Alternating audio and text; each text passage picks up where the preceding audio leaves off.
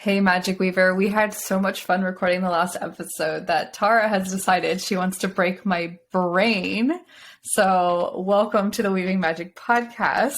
I guess I should start us out. I'm Alyssa Lilly. And I'm Tara Webb, and I am ready to break the brains. Yes, we are going to dive into those challenging thoughts of challenging things we know are untrue. My face is red. Look at how excited and you are I'm so red. Excited. And I'm sitting here being triggered. It's fine. Okay, so the first question is, Magic Weaver and Alyssa, what if you could breathe fire? That would hurt. Would logically in my brain, you would burn your lips. Okay, but are we like a fire-breathing dragon, animal, whatever, or a person who can breathe fire?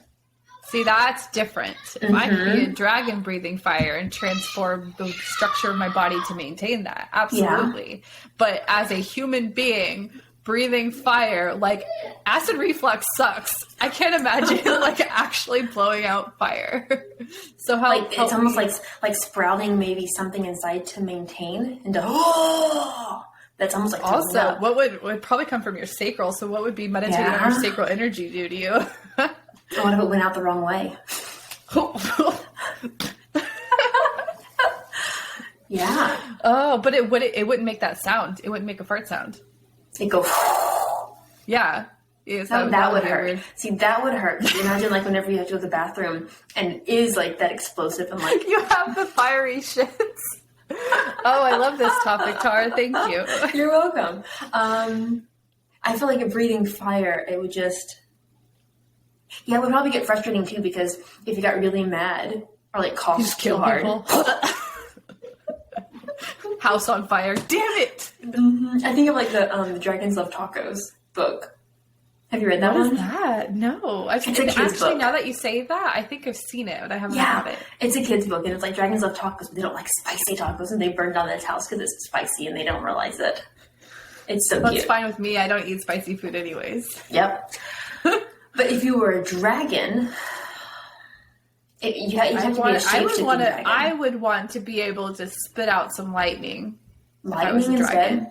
Because dragons don't always, it's not just fire. It's if you're a water dragon. Okay, what dragon would you choose to be?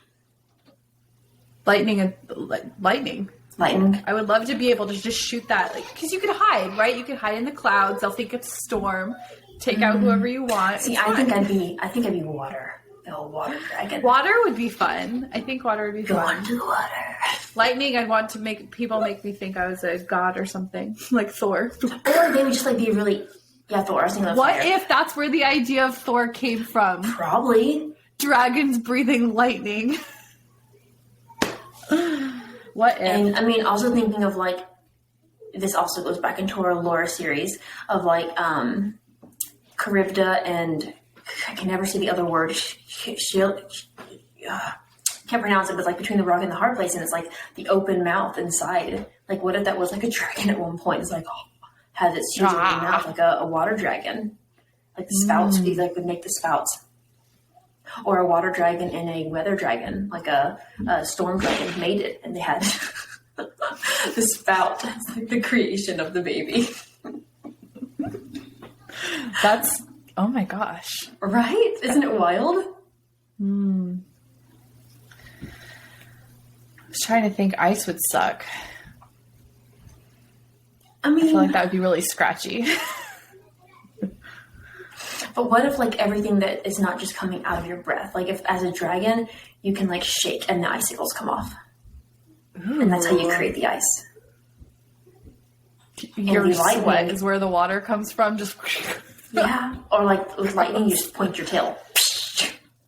That would be cool, rather than my mouth. I just picture Pikachu. Getting really mad or... Yeah, when he does his lightning, he focuses and he squinches. I realize if you're on audio, you can't see me, but squinches really tight and then screams, and lightning just almost like an aura of lightning comes out of him. That's cool. Go to our YouTube to see our visuals. Okay, so then what if you had the choice as a dragon to shift from one to the other? I wonder Do you if that think he would hurt. stay? Well, Kind of like when you think about werewolves and things, how your body is literally like changing form. You'd be changing at almost a cellular level. I wonder, like. yeah, because sometimes you feel like the idea of the bones cracking and shifting and stuff. Yeah. What if you went out into the moon and it burned you instead of the sun, like a vampire, but it reversed?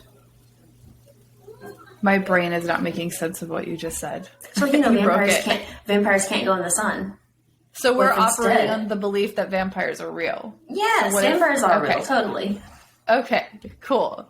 But instead, it's a moon vampire. But a moon vampire can't go on. I pictured my head landing on the moon and it burned me. I was like, I'm not following you. I was in a whole different world. Okay, I'm with you. Okay, but what if the moon did burn you? Like, what if you landed on the moon and it burned you? It was actually the sun. Oh my was gosh, like that the would sun. be wild. I love this episode so much. That's literally how my brain works. It just like goes in these like little. My brain is a black hole. This is why you're such a great writer. And like transports me in different places. Anyways, what if you were a vampire but not a vampire? What would the opposite of a vampire be? And what would you like? Well, would you vampires still suck blood. So what would a non-vampire do? A night. We need to come up with a name for this. Take your sleep. But they Wait, can't what? go out at nighttime. Oh, okay. So, but then would that be like the boogie monster or whatever's like under your bed? Are they the versions of that? Because they come out at night, but they don't go outside?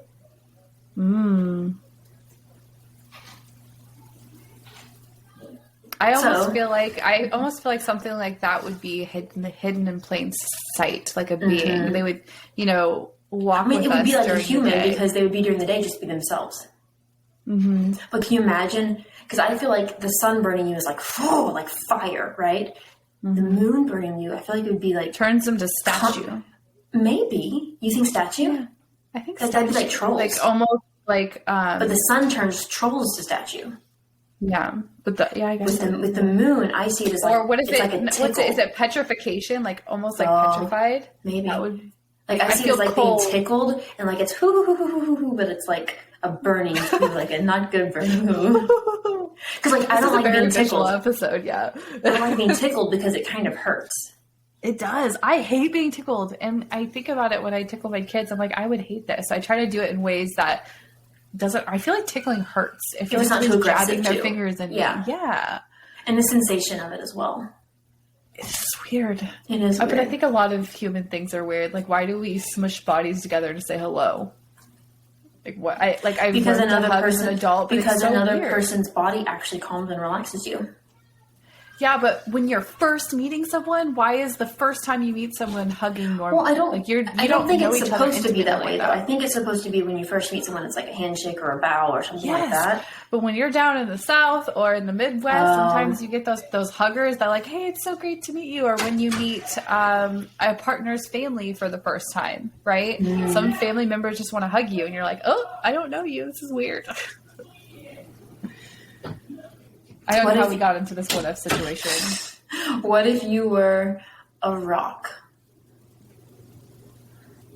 that had were massive but got worn down from all the water over all the years, and so you slowly become so small.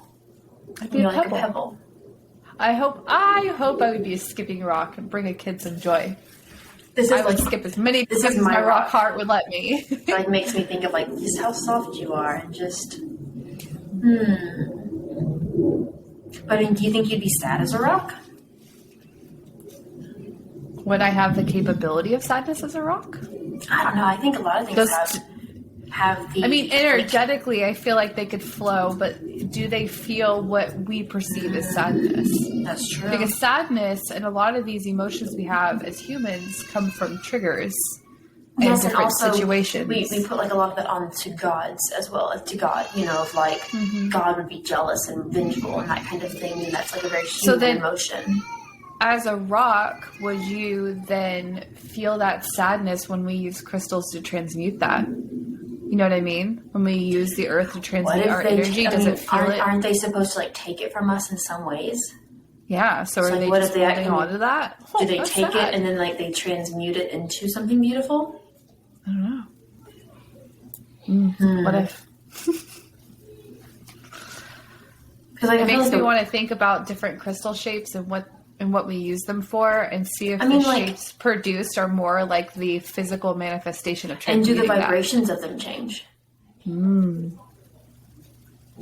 It's fascinating. Like a penis. I'm thinking about like amethyst, how it like shoots up in all those little pieces, right? And then there's some, I don't have it right here with me, but it almost looks like crystal bubbles, and it's such a different shape and expression. What if instead of breathing air, we breathe? That's a weird word. Breathe. That is a weird word. My brain paused on it too. It is breathe. Broth. I broth. English is weird. What if broth is a word? Let's see. What else could we breathe instead? I want to say like fire or water. Sand. But that'd be painful, wouldn't it? I don't know. That makes me think of when you, which is the opposite of sand. So it's funny that this is what that triggered. But when you get water in your nose and it has that burning sensation. But that's only because we can't breathe underwater. Yeah. So if we could breathe it, would it burn it? Or would it be like really warm versus really cold too? Because sand gets really cold. But also, if you lived in sand like that, would breathing be the operation that you would need? Like, would you even need to breathe? Like it runs through you. Like your body might operate differently. It may not need breath to operate. I mean, it's almost like osmosis. Maybe take in nutrients through being osmosis. Yeah. The sand has all your nutrients. Plants don't breathe, but they're still living. That kind of thing. Like, I don't know that we would be human beings if we were surrounded in sand like that. Yeah. What if the sand was actually like our home, and that's how all of our homes were made out of, but they actually were really solid. So imagine sand being like rock, being solid, but not being like the flowy sand it is. But that is what it is. Solid? I'm confused. It's like when you pick up sand. Isn't sand just like smaller rocks? Smaller granules, like rock dust? Think, yeah. In some ways. But I mean, in the sense of like, maybe it is. I mean, and then I know it is. It's like in the sense of, when I think of sand, I think of like, you could just I also think about perspective. And just form it. If you're an ant, sand is a giant rock. I mean, think of snow, because if it were snow, you can like crunch it together and build things with it. And sand, if it were like that, you could crunch it together. I mean, that's what sandcastle is, right? But that has water with it. Yeah. So what if you don't have water, but it still does it? You can. That'd be cool. We wouldn't need slime. I would just have sand. But would you like the texture of sand? Probably not. If I'm being honest, I don't even like. I'm watching you play with your slime. I try to do it very quietly. Yeah, so if you hear random squishes, it's slime. But I have mine right here. I mean, so like the icy version, I feel like is too soft to be sand, but this crunchy slime and stuff, I don't like that texture. I'm not. What if when we took a bath, it was actually with sand, and the sand just scrubbed off all the dirt and all that kind of stuff? I feel like we could justify that because it's like dry brushing, but or exfoliating, right? We exfoliate with like coffee grounds. Why wouldn't sand work? We're shedding our skin. What if we actually did shed our skin? Like had to pull off our skin? No, like an actual snake, like shedding its skin like a snake. I feel like I would do it like my initial reaction was disgusted, but then I realized that I like to peel glue and I peel my sunburned skin, which is gross, but like I think I would be oddly satisfied to like see it just peel off. Yeah, and like rubbing it. My inner OCD would jump for joy. Until you couldn't get that one piece off. And I would do everything. I would get frustrated if it wasn't all in one piece, I will say. Yes. Now you want me bringing my slime out. Lots of squishes on this episode. Lots of squishes. Actually, this one doesn't really squish, so that's okay. Yeah, I don't think I can hear it. Mine's the cookie dough. What if your body could move like slime? Well, if you go through like the temporal kind of where you're portaling and stuff, technically that's kind of how your body would move, like timey-wimey. What was the word? Can you say that again? Timey-wimey. It's whenever you watch more episodes of Doctor Who, you'll see it. Because he says, wibbly wobbly, timey-wimey. Oh, I can't wait. Yes, I am watching Doctor Who for the first time. I think I'm on season 4. Have you met Donna? Maybe I'm not on season 4. I don't remember. Okay. It's been Let a few me know weeks when since you I meet popped Donna. in. Okay. I will. For all of you that, you know what? That is your challenge for this week. Go watch an Doctor episode Who. of Doctor Who. It's so good. And I want to choose maybe a specific episode because if you watch the first season, it's good. It's just that's not the person you actually stick with, and so it's kind of difficult, like to get into that. I am enjoying. What's the David doctor's name? Tennant. Yes, I am enjoying him way better. And like, if Not you also to hate like, on the first season, it was great, but I just. But I mean, if you him. also like Harry Potter, there's a lot of tie-overs between the two. Like, there's a lot. The person who plays Moaning Myrtle is in Doctor Who. Yes, I did bump into so her, I think, and I texted her. I was like, "Oh my god!" So I think you're getting close to meeting Donna then. Exciting. Dominic was asking somebody because they said they didn't like spiders, or this person wanted to be a spider for Halloween or something like that. And he was like mentioning this kind of spider that's a female spider but has a head that's on Doctor Who. And he's like, yeah, it's this. I don't like them. They're really gross. So I was just like, they probably think that he's talking about like some real animal or something. And he's just like, what's he talking about? It's in Doctor Who. It's one of the creatures or something. Oh, that makes more sense. I would have been the gullible one. He's like, yeah, oh my god, that exists? Oh, I do remember that. Oh, yes. So you have met Donna. Yes, because we killed all of... Oh, I guess I shouldn't say that. Spoiler alert. All of her children, right? Oh, that. Okay. Yeah. So that means you've experienced the Rose. The leaving of Rose. Yes, I did. Yes. What if that were actually true? To where somebody you truly cared about, you could never see them again because they were in a different place, and it would mess up all of time and space. But literally saved the world. You have to be separated. Yeah. Would you do That's intense. I don't know. I know. Let's burn it down together. But just that world. No, because they were talking about how they intertwine with each other, right? They do, but I wonder if you could like stop and just destroy that one world and go to the other world and like close it off there. I don't know. The concept of multiple realities branching off based on every decision. I think if you eliminate a decision, that would inherently affect the others. But I mean, technically one person died in one. Doesn't affect the other. That we know of. If you die in one of your worlds, you die in the other one? No, not necessarily, but like you don't know how that state of dying impacts the others. Like, you know how we have like random emotions that we don't understand? Are we feeling our other timelines? What if? I mean, that's also something we talked about is what if the things that we want to do in this life are actually other timelines or our past selves or our future selves doing that, and our soul is just reliving it or wanting. Like, if I want to be an actress and I want to be a lawyer and all these things, and we have either been them or our self somewhere else is being that, and that's just like memories. Or why we have these random interests that we don't understand why we have them, or these things that we're naturally good at the first time that we do them, right? And it's really that you've been doing it for lifetimes, or that you're doing it in your future timeline. Oof. Was not expecting this to go here. This is what I love about what if conversations. I feel better about this now. Less brain broken. I was a little worried. What if spiders are actually here to protect us? They are. Yeah, that's not like, a what if. But like, not just from bugs and like that kind of stuff. I mean, like, they have a deeper purpose. Like, they're actually maybe the messengers of the gods, or they're here like to, you know, keep the planet in like a certain control or something to make sure everything's okay. Well, that's depressing with as many spiders as get killed. The messengers of the gods get killed. What a human thing to do, though. The messengers of the gods get killed. Or like even bees. Bees are like, in a sense, they do make our world go round, but like they literally do, yes. Or they're dying whatever animal you kill, you come back as that animal. What if that's actually true?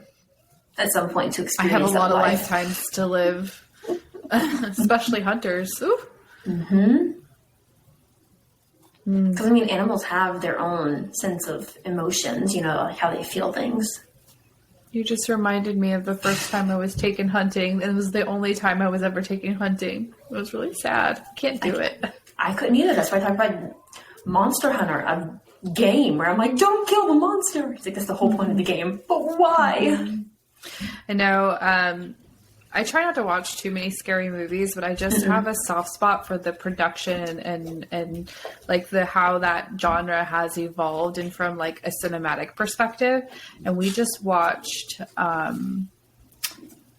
Nightmare on why am I forgetting what it's called? It's with Michael Myers. It's his whole story. Halloween. Halloween. We watched Halloween for the first time. And spoiler alert, he killed a dog. He's so sad. Can't handle that. That's what that triggered for me is that movie. That was more traumatizing than any fucking horror movie with gore. Just watching a dog's legs stop moving. I'm just like, and that you know what happened, but you don't know feeling. What if your animals in your life are they actually follow you everywhere you go in every life, and they're there as like protection and loving? You're familiar. Or maybe there's a filter going around on TikTok right now. Have you seen it? I tried it. They're not. They're just not. Dogs. They're just dogs and cats. Oh, you don't have a cat. Dogs. I don't. I haven't tried it on my cat yet. I need to. I feel like we've had lifetimes together. She is, yeah. Paco and I think we had beef in previous lifetimes because he just doesn't like me. See, I think Shakespeare and I've had lifetimes, but like Paco, I think he just signed up to be like messed with this life. Like, I think he just needed, maybe he was like a person that just messed with other people or something. So it's his turn. And his turn to like just to be messed. Because no matter what, like you can be the kindest person and he's just like flipping out. Yeah. And it's funny because he would let me love him and he would be in it for a moment and then the next second remember and give himself a panic attack for being close to me. Why did I do this to myself? Yeah. But also love me more and give me more panic. I mean, because we've only loved him as a puppy and he's just like still traumatized. Love is more traumatizing. I don't know. So how are we going to challenge our magic weaver here today? I thought I was watching Doctor Who. Are we still doing that one? Yeah, we already talked about it. Man, my attention span. Go watch an episode of Doctor Who. Do you have a recommendation? Do you have a recommendation? Like, is there one that I haven't really seen as many of it as No, but we don't want to get them too far into it yet. Like, we want to get them kind of early on to start and then go, okay, now you can go back and watch the beginning. But, like, if you're curious about one, like, is there one that you've jumped into and be like, hey, I really like this episode, but it isn't too far in? I don't know. I think the very first episode is fun. But also the David Tennant, I'm trying to think. I like the one where he goes back and forth with the painting. Do you know what I'm talking about? Oh, yeah, that's a really good one. So that's that's the Marie Antoinette one. Yes. And we can put that in our show notes of what episode that is, but that's a really cool one to dive into, for sure. It's just the concept and the way that they move through timelines and things is just fascinating. Yep. And also brings the idea of, like, someone time traveling and you get left behind kind of feeling. Yep. Like you're constantly waiting for someone. And I think Doctor Who's a good one as you continue the journey of challenging your reality. It's bigger on the inside. This concludes another episode of our Weaving Magick podcast. We release one episode a week, so be sure to subscribe to catch the latest episode as soon as it releases. You can find us on Instagram at Weaving Magick Podcast. That's Weaving Magick, Magick Podcast. We would also love it if you could leave us a review. If you do, make sure to email us your review so we can send you a thank you gift. Thank you so much for joining us, and don't forget to find a way to weave magic into your daily life.